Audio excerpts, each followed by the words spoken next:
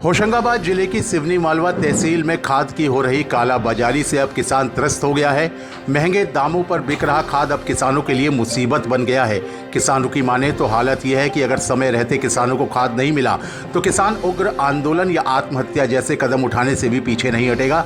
यह बात हम नहीं कह रहे, ये आज अन्नदाता स्वयं बोल रहा है और वो भी आक्रोशित होकर। हिरणखेड़ा के एक किसान ने प्रशासन पर तंज कसते हुए कहा कि किसान परेशान हैं और साहब एसी की हवा ले रहे हैं। खुलेआम खाद की कालाबाजारी हो रही है, लेकिन इस ओर अधिकारी ध्यान नहीं दे रहा है, सिर्फ किसानों को आश्वासन का मरहम लगा रहे हैं।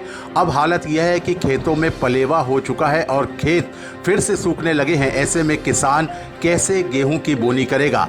जब किसानों को 3-4 दिन तक लगातार खाद मिलने के नाम पर आश्वासन मिलता रहा तो शुक्रवार को किसानों का गुस्सा फूट पड़ा और किसान एकजुट होकर तहसील परिसर में आ गए।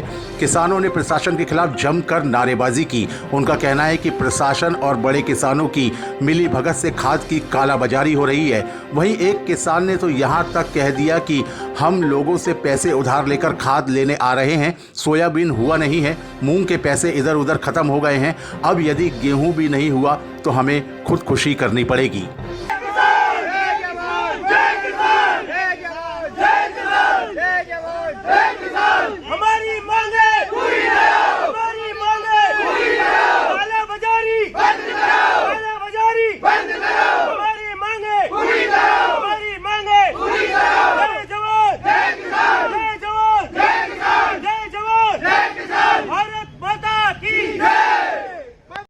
मैं एक छोटा सा किसान ग्राम बी जमानी से और मेरे साथ भांति भांति के गांव के किसान खड़े हुए हैं।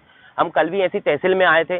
कल हमको ज्ञापन हमने सौंपा, उनने आश्वासन दिया कि आपको कल खाद मिल जाएगा। हम आज सुबह 4 बजे रात से सारे किसान आके वहाँ रोटी पानी कुछ भी नहीं, यहाँ तक कि हम कुछ भी नहीं, सब वहाँ पे आके खड़े हो गए और इसके बाद उन्होंने आज कह दिया कि अब खाद नहीं मिलेगा। फिर डबल से हम तहसील में आए हैं। आपको भगवान जाने क्या पता क्या कहते हैं प्रोसेस चल रही है उनकी। आप लोग आरोप लगा रहे हो कि बड़े किसानों को सेटिंग डीएपी मिल हाँ, गया है। सही बात है साहब।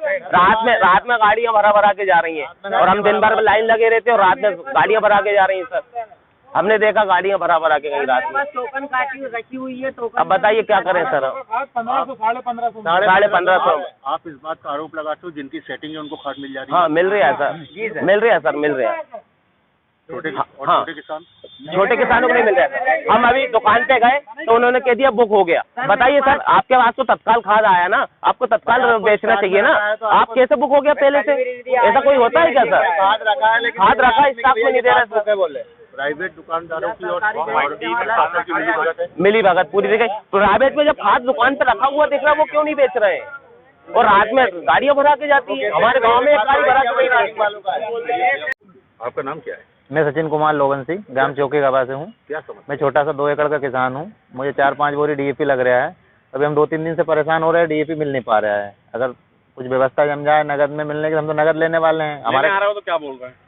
अभी जैसे दुकानदार के पास जाते हैं, मान लो रखा भी रहता है तो वो कहते भैया ये खाद तो बुक हो गया बोले, और स्टॉक में खाद पड़ा है।